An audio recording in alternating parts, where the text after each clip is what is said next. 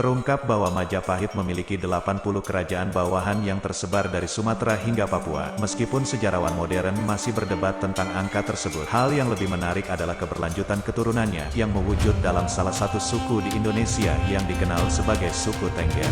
Selamat datang di saluran YouTube Taksakaseta. Saya harap Anda dalam keadaan baik dan siap untuk menyelami sejarah yang terjadi di masa lalu yang menarik bersama kami.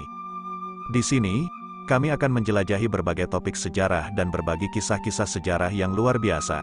Jangan ragu untuk berinteraksi melalui kolom komentar dan jangan lupa untuk tekan tombol subscribe, agar tetap terhubung dengan konten-konten menarik di masa mendatang. Mari kita mulai petualangan ini dan saya harap Anda menikmati setiap momennya. Indonesia, dengan keragaman budaya dan sejarahnya, menyimpan rahasia dan cerita menakjubkan tentang keturunan salah satu kerajaan terbesar di Nusantara, Majapahit. Kerajaan ini berdiri mulai tahun 1293 hingga sekitar tahun 1527, menjadi pusat peradaban di Jawa Timur. Masa keemasan Majapahit diraih ketika dipimpin oleh Prabu Hayam Wuruk, yang dikenal sebagai salah satu penguasa besar dalam sejarah Indonesia. Dalam catatan Kitab Negara Kertagama yang ditulis oleh Empu Prapanca pada tahun 1365, terungkap bahwa Majapahit memiliki 80 kerajaan bawahan yang tersebar dari Sumatera hingga Papua. Meskipun sejarawan modern masih berdebat tentang angka tersebut, tidak ada keraguan bahwa Majapahit pernah menjadi imperium yang kuat dan luas di Nusantara. Walaupun Majapahit telah lama runtuh, jejak-jejak kejayaannya masih dapat ditemukan dalam fakta sejarah. Hal yang lebih menarik adalah keberlanjutan keturunannya, yang mewujud dalam salah satu suku di Indonesia yang dikenal sebagai suku Tengger. Dalam buku Filsafat dan Kearifan dalam Agama dan Budaya Lokal, yang dikarang oleh Syarif Hidayatullah DKK, disebutkan bahwa suku Tengger adalah keturunan langsung Majapahit. Bahkan sejak awal berdirinya kerajaan Majapahit, Tengger telah diakui sebagai tanah hila-hila, yang berarti tanah suci. Penduduknya dianggap sebagai abdi kerohanian Sang Hyang Widiwasa. Suku Tengger terkenal sebagai komunitas yang taat dalam menjalankan kepercayaan dan tradisi agama mereka. Mereka masih memegang teguh keyakinan akan keberadaan roh dan alam gaib yang mempengaruhi nasib manusia. Bagi mereka, kekuatan alam dan spiritual memiliki peran penting dalam menentukan keberhasilan atau kegagalan suatu usaha manusia. Dengan demikian, suku Tengger bukan hanya merupakan penjaga warisan sejarah Majapahit, tetapi juga penerus budaya dan kepercayaan spiritual yang telah diteruskan dari generasi ke generasi. Dalam modernitas yang terus berkembang, mereka adalah bukti hidup akan kekuatan warisan nenek moyang yang tetap relevan hingga saat ini. Kawasan Taman Nasional Bromo Tengger Semeru mungkin tampak biasa dalam luasannya, namun menyimpan sejuta cerita masa lalu yang menggambarkan siapa sebenarnya orang Tengger dan bagaimana kehidupan mereka di zaman dahulu.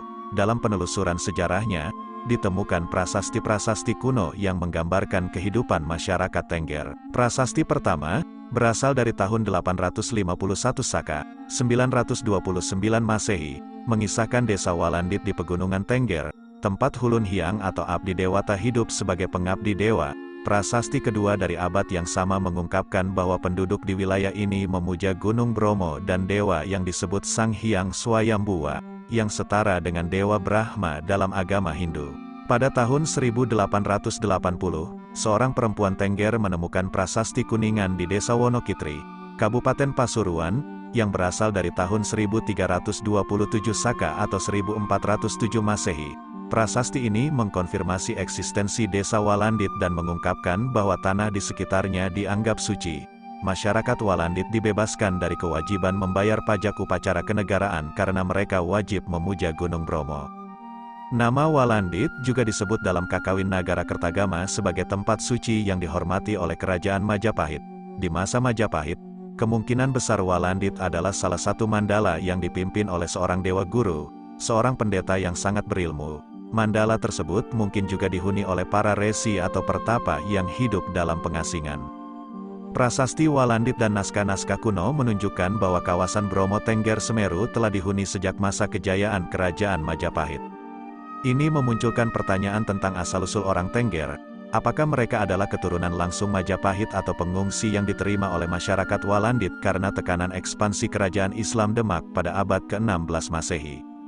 Selain itu, Adanya keyakinan keagamaan dan adat istiadat Hindu di kawasan ini juga terbukti dari prasasti kuno dan naskah Tantrika Mandaka yang menggambarkan upacara adat Tengger.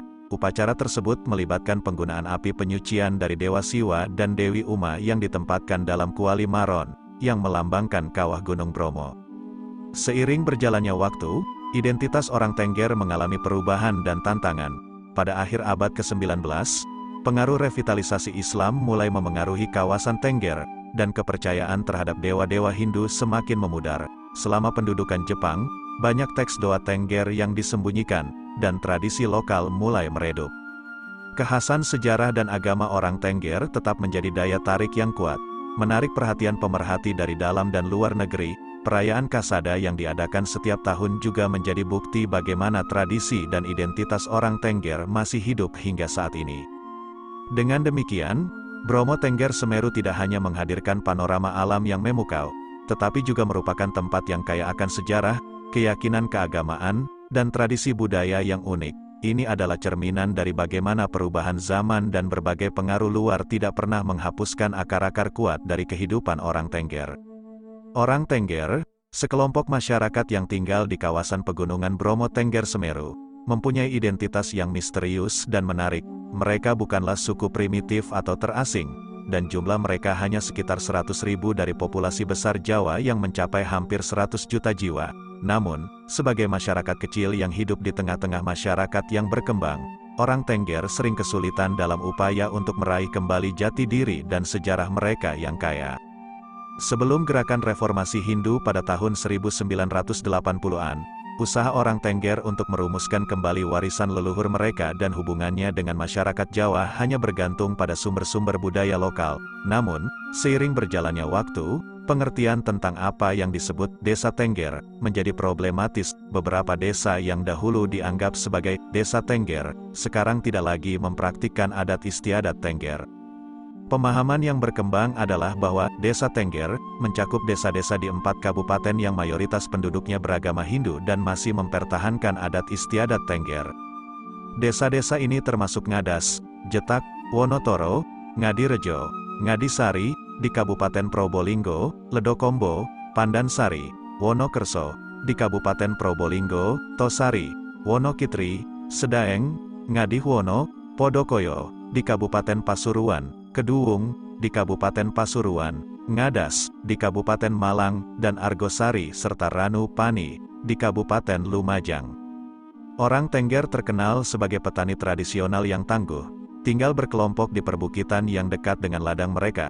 Cuaca dingin di daerah ini membuat mereka betah bekerja di ladang dari pagi hingga sore. Sebagian besar penduduk, 95%, mencari nafkah sebagai petani, sementara sebagian kecil, 5%, bekerja sebagai pegawai negeri, pedagang, buruh, atau dalam bidang jasa. Mereka menawarkan berbagai layanan seperti penyewaan kuda tunggang untuk wisatawan, menjadi sopir jeep, biasanya dengan mobil mereka sendiri, dan menyewakan kamar untuk para pengunjung. Pertanian mereka terutama menghasilkan sayur-sayuran seperti kubis, kentang, wortel, bawang putih, dan bawang prei. Meskipun jagung dulunya merupakan makanan pokok orang Tengger, saat ini kurang diminati karena nilai ekonominya yang rendah, dan mereka lebih memilih menanam sayur-sayuran yang lebih menguntungkan.